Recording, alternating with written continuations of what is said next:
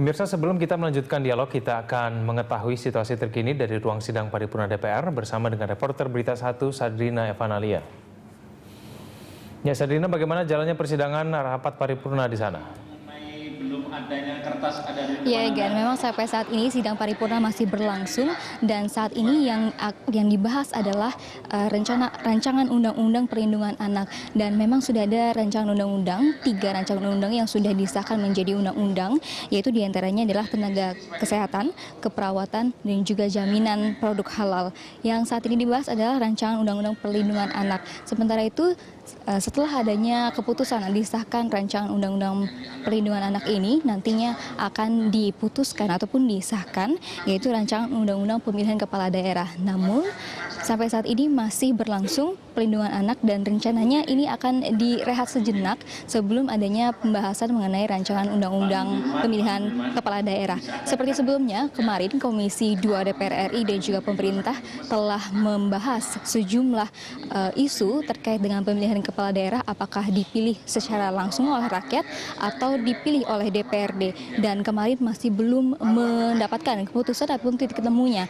Dan ada beberapa isu-isu yang akan dibahas pada rancangan undang-undang pilkada pada siang ini, yaitu diantaranya adalah apakah pilkada dipilih langsung oleh rakyat ataupun dipilih dari DPRD. Kemudian yang kedua adalah pemilihan paket ataupun tunggal, dan di sini apakah wakil kepala daerah dan juga kepala daerah dapat dipilih secara satu paket ataupun masing-masing, mengingat ini belakangan kemarin juga wakil kepala daerah dan juga kepala daerah di sini pecah kongsi, ada beberapa pecah kongsi di masa pemerintah ataupun jabatannya. Sementara itu diantaranya lain adalah apakah pilkada dilakukan secara serentak ataupun tidak serentak. Seperti yang kita ketahui bahwa pada tahun 2015 yang akan datang, bahwa pilkada ini akan dilakukan secara serentak pada 2015 dan juga 2018 nanti.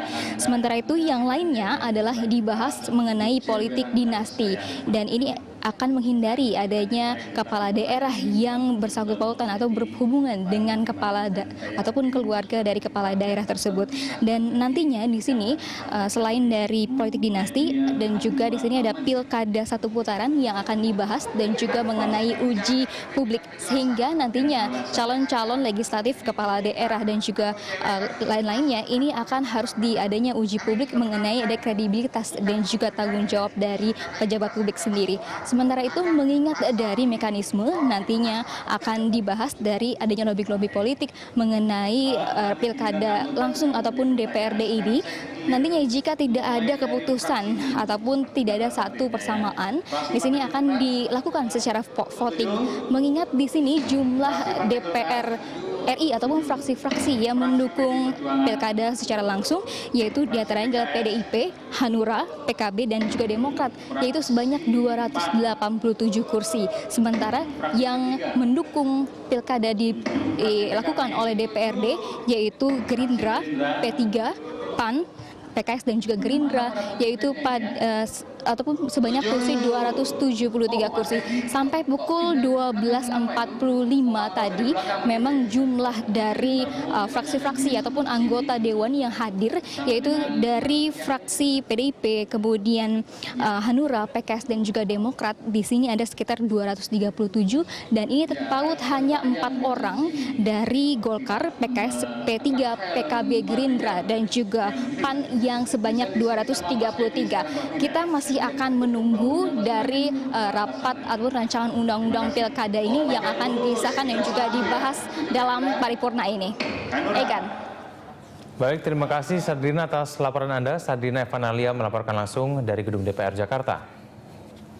Dan pemirsa, kembali kita lanjutkan dialog kita masih bersama dengan saya Bapak Didi Supriyanto. Pak Didi, tadi kita sudah membahas kira-kira apakah kemudian pemilihan secara langsung itu sedemikian sempurna, atau sebaliknya apakah memang pemilihan secara DPRD sedemikian buruknya, ataupun mungkin sebaliknya. Bagaimana tadi lanjutkan? Oke, saya lanjutkan yang faktor keempat ya, soal bahwa pemilihan secara langsung ini pemerintah jadi nggak efektif karena sering pecah kongsi. Pak Gamawan selalu bilang bulan madunya cuma 6 bulan. Setelah itu antara kepala dan wakilnya selalu pasti ada konflik, sehingga gitu ya. Pada pemilu berikutnya, pilkada berikutnya, mereka nggak mencalonkan bareng-bareng lagi. Nah, memang masalah-masalah itu benar. Cuman kita harus teliti satu persatu. kalau dialihkan ke DPRD bukan berarti semua masalah ini teratasi gitu. Misalnya di sisi penyelenggaraan itu yang paling sahih. Jadi kalau pilkada kan bisa sampai 60 triliun, kalau di lembaga DPRD bisa nggak 1 triliun aja mungkin nggak nyampe. Ya. Tetapi apakah pemilihan melalui DPRD itu bisa mengurangi biaya politik yang harus ditanggung pasangan calon? Enggak juga, gitu. Enggak juga karena dia juga perlu uang untuk meyakinkan, dalam bahasa halusnya meyakinkan ya anggota-anggota yang lain supaya memilih dia. Ini ilustrasi saja. Saya punya saudara di kampung sana, di Jawa Tengah sana. Pilkada di kabupaten itu baru akan berlangsung tahun 2017. Ya, 2016, artinya 3 tahun lagi. Tapi sekarang beberapa orang yang memang punya potensi atau punya ambisi untuk menjadi kepala daerah, bupati, itu sudah menawarkan 350 ke fraksi dia, jadi ke partai dia. Dan ini deal sementara 350. Nah kalau ada 40 anggota, itu kan biayanya bisa sampai 15 miliar kan. Padahal untuk pilkada langsung itu nggak sampai segitu. Arya Bima misalnya mengaku hanya sampai 2 sampai 3 miliar kan gitu, seperti itu. Memang rata-rata di bawah 10 miliar, tetapi bukan berarti dipilih DPRD akan lebih murah. Nah, itu satu. Yang persoalan kedua, kalau pilkada langsung kan hubungan antara politik uang ini kan terjadi pada hari H ya, menjelang hari H. Setelah itu nggak ada hubungan. Tapi kalau dipilih DPRD itu masih terus berlangsung.